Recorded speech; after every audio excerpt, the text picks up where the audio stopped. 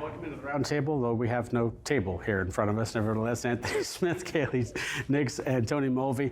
Let's talk about some of our favorite moments of F3 of the past 3 days. We got to spend an incredible amount of time with the industry at large here as well, and just wanted to get you guys' thoughts on kind of what happened. I have a number of things, obviously, for us here, it was the sonar rollout, a big event there. Some of my favorite sessions: Mark Jacobs, Chris Voss. We had Brad Jacobs. Brad Jacobs. Mark Jacobs is a fashion designer. Brad Jacobs, that's right. Mark Jacobs is not. Brad Jacobs. His Q&A was very good. The Freight Tech 25 was interesting there as well. And then I've got a few things I want to talk about that we didn't that people said we're not talking about enough. But Anthony, what was your favorite part of F3?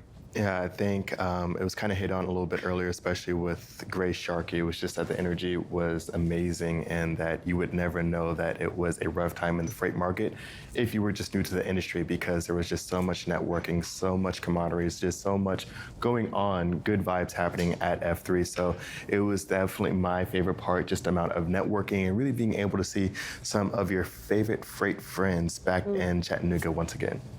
Tony, I'm going to save Kaylee for last because hers was one of my favorites. But what were you thinking about? I think Anthony hit it. I mean, seeing those folks in the industry that you haven't, we hadn't probably seen them in person, at least. I hadn't, at least, since Cleveland at Future Supply Chain. But also, I mean, the Brad Jacobs Q&A, the fact that he just gets up there and anything kind of goes, and the ability to, I mean, I think that's one of the things that makes him successful is the ability to answer any question, take it in, and then give a valuable answer to the audience member that was asking the question. I think that's probably the highlight, at least for me, because I sat there and was like, I knew that was what was coming. I didn't necessarily know what to expect. I knew he obviously brilliant, but the way he handled that was quite impressive. That was very, very good. So I had a chance to go around and I talked to people about maybe what are things that we're not talking about enough of that maybe need the spotlight on.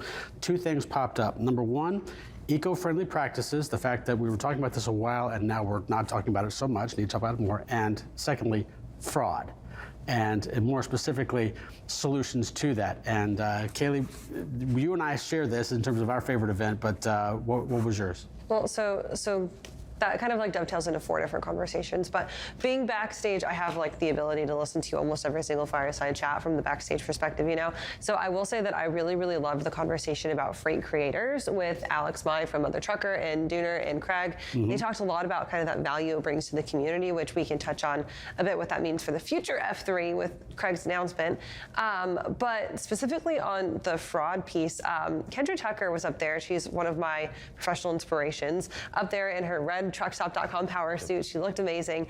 And Craig had quite the question for her. And we know that he is never one to shy away from asking those tough questions. We've got the clip. Let's go ahead and roll it. And this is an edit that truckstop.com, their social media person, did after the fact. Well, so basically what happened was that Craig asked Kendra Tucker up on stage, the main stage, do you think that DAT is doing enough to fight fraud? And let's check it out. I want to get into the fraud conversation because I think this is probably top of mind for so many in this industry. Do you believe that DAT is done enough?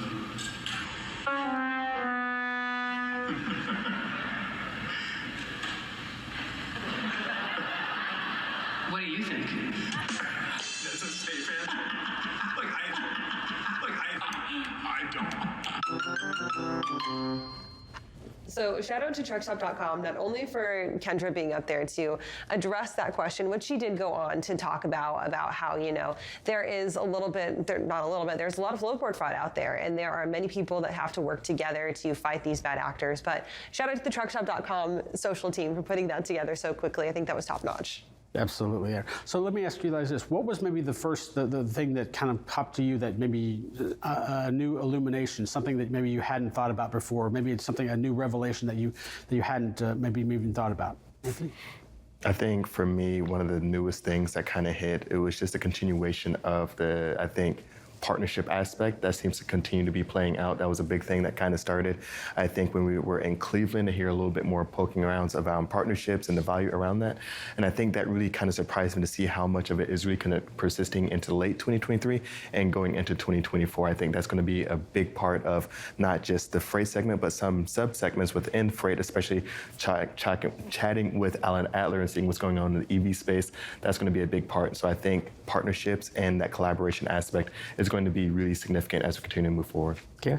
One of my favorite kind of revelations was Leyland Miller from China Beige Block. He made his return to the FreightWave stage. He was with us at F3 last year.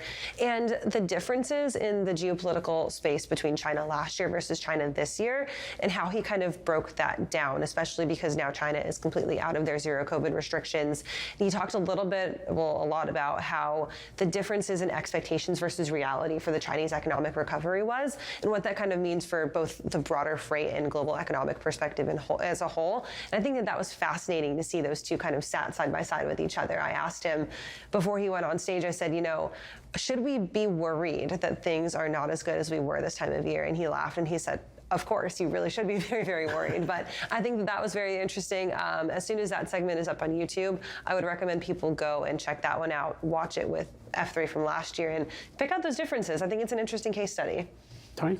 I think, unlike Kaylee, I don't get to listen to, I get to sit at the registration desk, so I don't get to hear a lot of what's going on the main stage. I think one of the interesting revelations was the Freight Tech 25. Yes. And the changes in the voter perspective of what are who the disruptors are in the industry. I think you look at the list of 100 and it's very similar year over year. It's the 25, that the voters that have nothing to do with FreightWaves as a whole, right? I mean, HHM runs that whole process, is the difference in the changes. I think I look at the list and it seems more freight tech driven, right? Those add-ons to the technology, not that are already there, but I mean, you look at some of the past, I mean, it was a lot of brokerages that had good tech, very similar.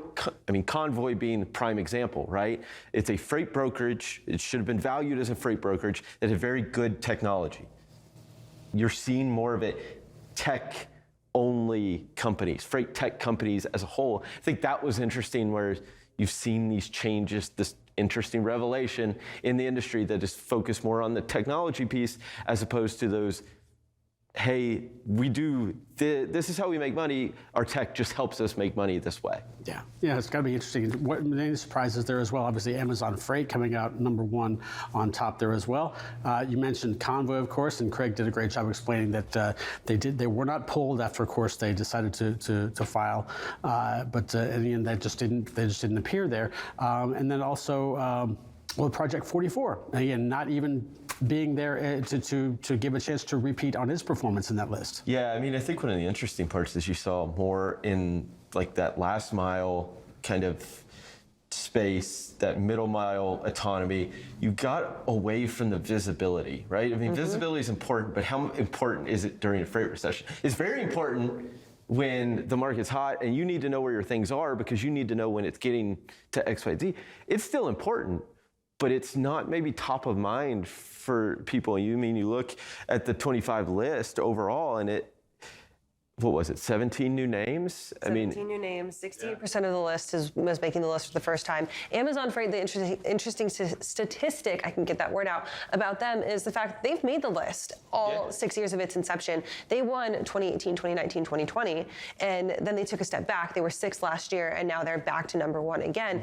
And another interesting revelation with this was the reaction to where people were at on this list was absolutely astounding. To see the value now that not just FreightWaves is bringing to what people think of the industry, but the value that the Freight Tech 25 really has was also fascinating. The Amazon Freight people, we announced their winner, and their representative came straight back and grabbed the award, took it out to all of the people. They had like a mini party in the hallway, in the exhibit hallway, because they were so thrilled about this. And I think that that's an underrated aspect. Is Tony mentioned the perspective perspective on freight tech is switching, but also the value that a lot of these companies are placing on their rankings, because they know that it drives shareholder value. And they know that being up on these lists makes them very valued, not only to the industry, but also to those potential partnerships and to their shareholders. Yeah, I mean, you look at the list that we just had. I mean, you did have hardware companies, not just software. I mean, you had hardware companies starting to break through because, again, I mean, I think Isaac's the perfect example, and Craig alluded to it. It's the management team there is driving this value. And I think that's where they're placing themselves in a good position to, I mean, everybody on that list is dealing with this current environment.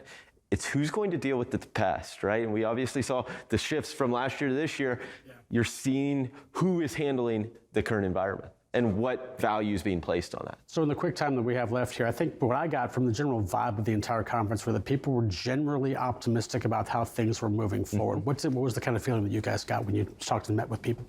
I think it was a sense of understanding of where we are and understanding that there's going to be a shift in the market, not also really knowing when and how it's going to happen or really what's going to propel that, but really knowing, okay, we're in it and we have to be truly innovative and actually make some type of a huge shift and make sure that it's not just AI for the sake of AI or tech for the sake of tech, but actually solving a solution. Kaylee? I got a really big sense of gratitude out of people, gratitude that they were able to not only sustain the environment that they've been in for now 12, 15 months, but also the fact that they were able to take a look at their resources coming out of Q3, allocate some of those resources to coming to an event like FreightWaves, and really just grateful to spend a lot of time around the folks of the industry, and also gratitude just to be here and be doing the thing still, you know? Yeah, Tony? Yeah, I mean, I think excitement about the future because, I mean, like Anthony said, the conversation I had, everybody's expecting this upward swing again at some point. It's just a matter of when.